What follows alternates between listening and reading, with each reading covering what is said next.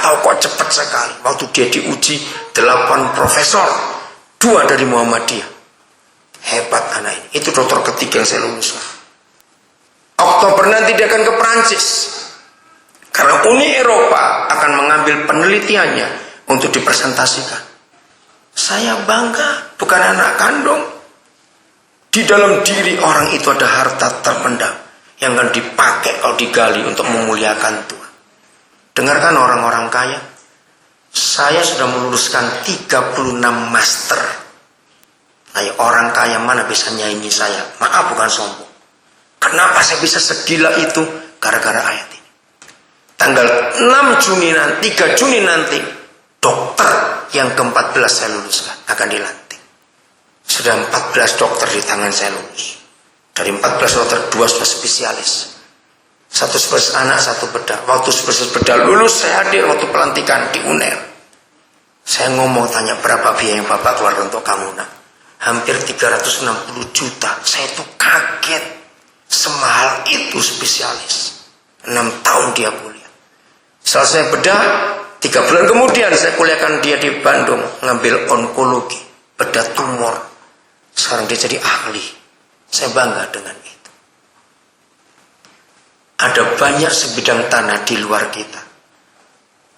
Kita para pedagang jual harta milik kita, beli itu. Ngerti nggak maksudnya?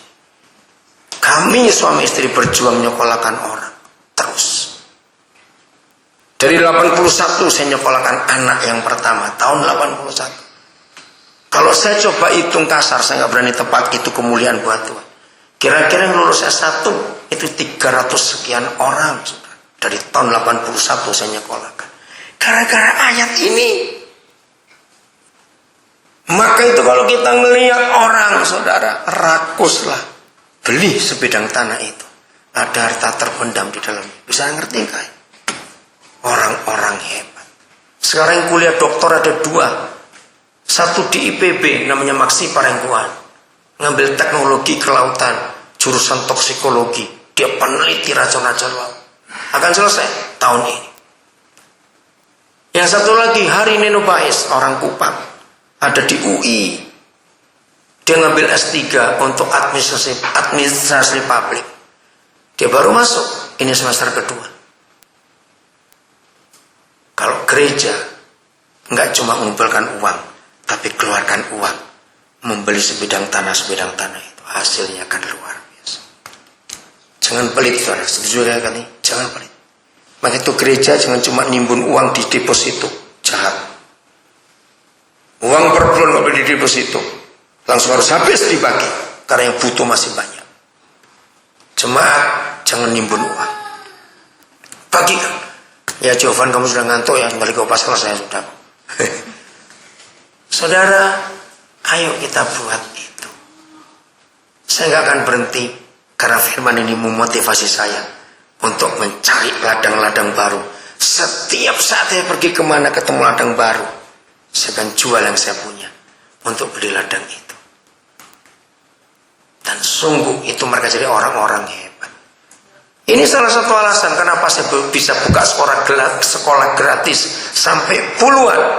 Karena jadi guru adalah anak-anak kami itu yang kami sekolahkan, dan mereka tahu nggak mungkin mereka akan minta gaji dari saya,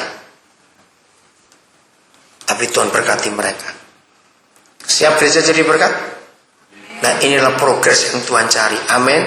Terus naik, terus naik, terus naik dari waktu ke waktu. Terus. Sungguh saya bangga dengan Tuhan Yesus. Dari tahun 81 sekali pertama nyekolahkan anak, sudah ratusan yang jadi sekarang. Ladang-ladang tanah-tanah itu saya beli, dan investasi Tuhan dikeluarkan dari situ.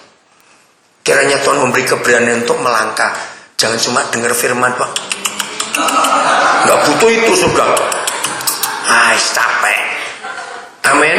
Lakukan dalam nama Yesus. Tuhan memberkati saudara semuanya.